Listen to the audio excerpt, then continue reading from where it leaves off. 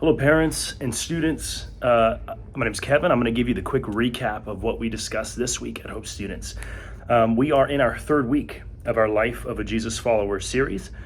If you've been following along in main service, you know that we have three ways that we can very clearly divide up the relationships that Jesus had during his earthly ministry. The relationship he had with the Father, with others who believed in him and the truth of the gospel, and then he had that relationship with those who don't know him and don't have a relationship with God.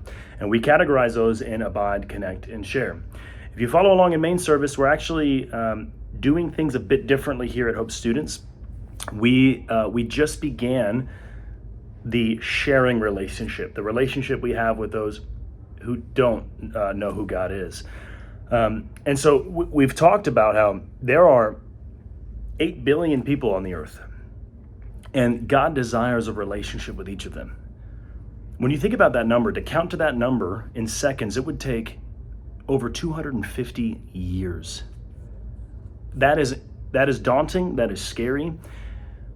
And if we're not careful, we can put the weight on our back to feel like we have to do these great and amazing things, and we can kind of be afraid.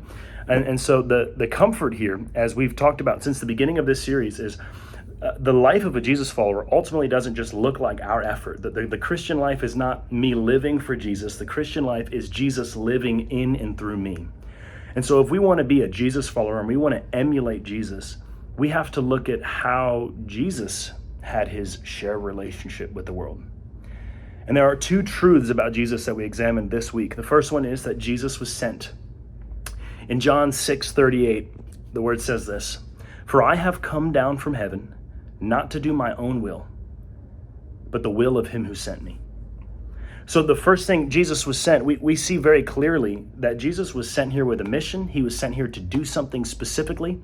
And there are a lot of different ways that we can describe what Jesus came to do. But the second reality, and this is how we're going to define it, is Jesus came to bring light. Jesus was sent to bring light. John 12:45 and 46 say this, "Whoever sees me sees him who sent me. I have come into the world as light, so that whoever believes in me may not remain in darkness." There's a lot of ways to define light. We're simply defining it as that which makes vision possible. Jesus came to make it possible for us to see who God is and the truth of who he was and who he is, and to have a relationship with him. And ultimately, the way that we see what God is like is by looking at the way Jesus was. Hebrews 1 tells us that he's the exact imprint of the nature of God. And so if Jesus was sent, we were sent. John 17:18 says, "As you sent me into the world," Jesus is saying this to the Father, "so I have sent them into the world." Matthew 5 says, "You're the light of the world." In verse 14, it says, "A city set on a hill cannot be hidden." So the big question that we answer tonight, how do I reveal Jesus to the world? In this daunting number of 8 billion people, most of which don't have a relationship with Jesus, and many of which have no access to or never even heard of the gospel. How do we do this? Well, the key passage I want to challenge you to read sometime this week that we reviewed tonight is 2 Corinthians 2, verses 14 through 17. And in that passage, we see three things. The first truth is that God does it ultimately. God is the one who does the work through us. As I said in the very beginning of this video, it's not our own effort. It's God and his Spirit living in and through us that ultimately empower us to live out the mission that he's given us, to share the truth with the world. The second truth is that God does it out of the overflow of our relationship with him. I know you might get tired of hearing that, but this is a reality that we can too easily overlook. We hear over and over again, week and week and week, we hear this, and then we still find ourselves trying to do this in our own strength. And the third truth is that God does it through my life and my lips.